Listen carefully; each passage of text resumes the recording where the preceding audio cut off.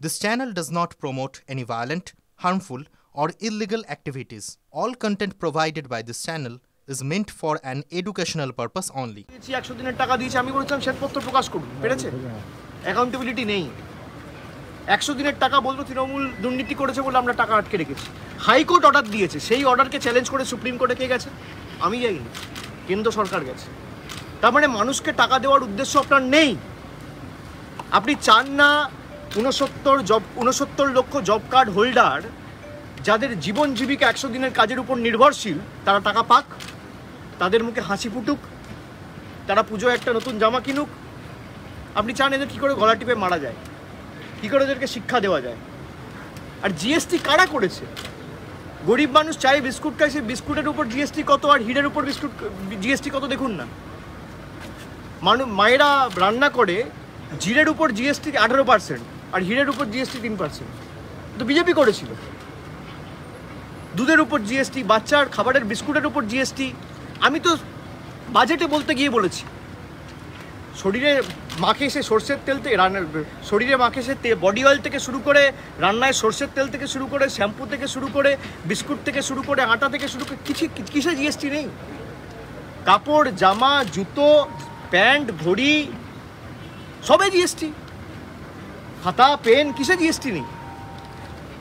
তো ট্যাক্স করে অর্থনীতির 12টা বাজিয়ে দিয়েছে। এটা তো ভাবতো যে জগৎটাকে আমাদের ইচ্ছা মতো চালাবো। মানুষ এদেরকে বেগ দিয়েছে, এখন উপায় নেই, জিএসটি কমাতে হচ্ছে। আমি আপনাদের বলছি এই জিএসটি আরও কমবে।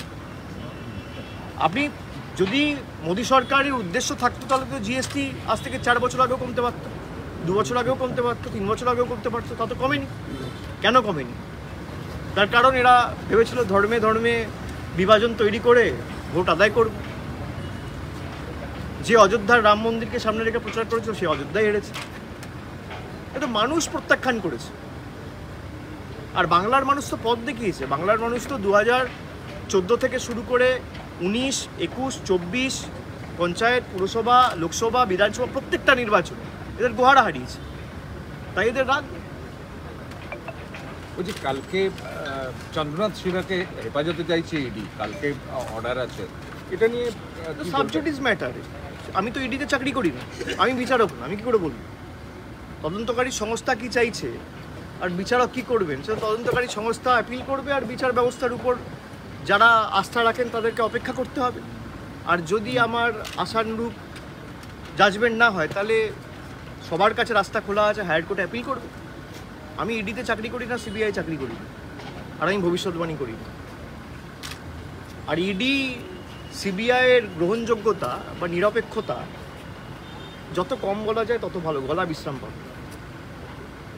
গত 10 বছর ধরে যারা তদন্ত করছে, প্রধানমন্ত্রী কৃষ্ণনগরের বিজেপি প্রার্থীর সাথে ফোনে কথা বলেছিল, আপনারা সবাই চ্যানেলে বড় বড় করে দেখিয়েছিলেন যে টাকা ফেরত দেওয়া হবে মানুষকে। ইডি সিবিআই যে টাকা উদ্ধার করেছে, কোথায় 10 পয়সা ফেরত দিয়েছে? আমাদের সরকার সারদা হওয়ার পর এফআইআর করে আমাদের সরকার সুদীপ্ত সেনকে অ্যারেস্ট করেছিল। আমাদের মুখ্যমন্ত্রী শ্যামল সেন কমিশন করে মানুষকে টাকা দেওয়ার প্রক্রিয়া শুরু করেছিল। আমরা বলে করেছি, ওরা করুক। সব বলার করার মধ্যে পার্থক্য আছে। ইডি সিবিআইয়ের কি ভূমিকা আমরা সবাই দেখেছি। আর এরা কত নিরপেক্ষ। আজকে যে বিজেপিতে চলে যাবে সে তার 7 খুন মাপ, সে ধোয়া তুলসী পাতা। আর বিরোধী দলের কেউ যদি থাকে বিজেপির বিরুদ্ধে লড়াই করবে, ইলেকশন এলেই তাকে টর্চার করো, হেনস্থা করো, তার পিছনে এজেন্সিকে লেলিয়ে দাও। এই তো বিজেপির কাজ। বিজেপির কাছে আছে কি? দুটো তো একটা ইলেকশন কমিশন আর একটা এনফোর্সমেন্ট ডিরেক্টরেট। ওদের কাছে খালি ওদের কাছে দুটো আর আমাদের কাছে 3টে এম, মা, মাটি, মানুষ। পেহেলগাঁয়ে নৃশংস জঙ্গি হামলায় প্রাণ হারিয়েছেন পাটুলির বিতান অধিকারী। এদিন বিতানের বাবা মাকে নিয়ে বরিশা ক্লাবের পুজো উদ্বোধনে গেলেন মুখ্যমন্ত্রী। বরিশা ক্লাবের পুজোর উদ্বোধন মুখ্যমন্ত্রী করালেন বিতানের বাবা মাকে দিয়েই।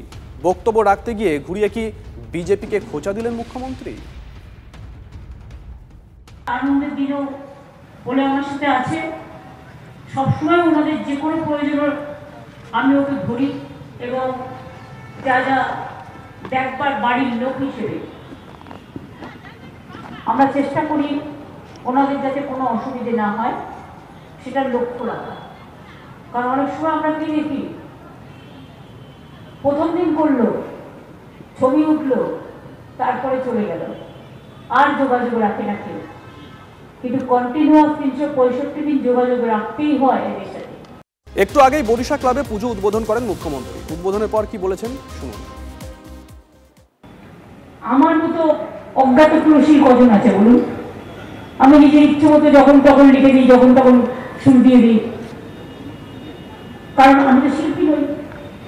সেই জন্য আমি তো শিখিনি, সেই জন্য ছোটবেলায় শিখেছিলাম একটু গান টান বাজাতে টাজাতে পারি, কিন্তু আমি তো শিল্পী নই। কিন্তু দেখবেন গানগুলো শুনবেন, আপনাদের ভালো লাগবে। এই যে আপনারা গানটা বাজাচ্ছিলেন ইন্দ্রনীলের, ইন্দ্রনীল গেয়েছে কথা শুরু আমার বজ্রকণ্ঠে, গাও বাংলার গান, গাও বাংলার গান।